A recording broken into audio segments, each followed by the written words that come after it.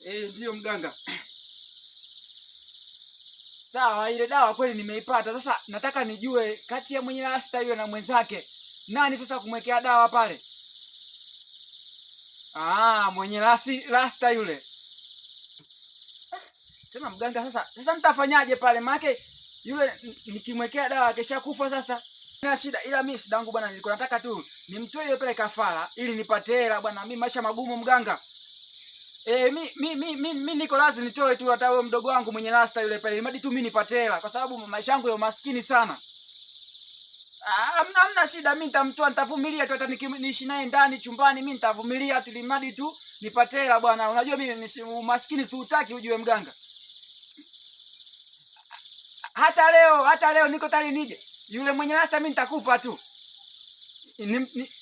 Nije sasa hivi. Haya poa, sawa. Basi haina shida. Haya.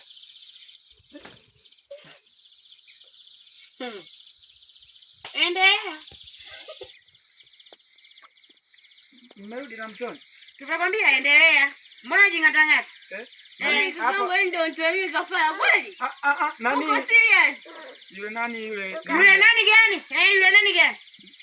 Nani hapa kanipigia simu mjomba? Sasa kama wewe ndio maskini wako hivyo, unataka utoe watu makafara, tutakutoa wewe, siweza kutabaki. Tulijua wewe kaka, tutaje kwa anatupenda. Kumbe ndio kule nani alikuwa anataka achukue nani? Achukue pale kule. Anataka achukue nini? Yaani nakwambiaje? Hii nyumba hii utama wewe. Si utatuacha hapa. Tegemea wewe ndio mtu mzima, lakini wewe mtu mzima kisheti. Yaani nani niwape ni maji ya kunywa? Maji ya kunywa nayo kutakia maji ya kunywa.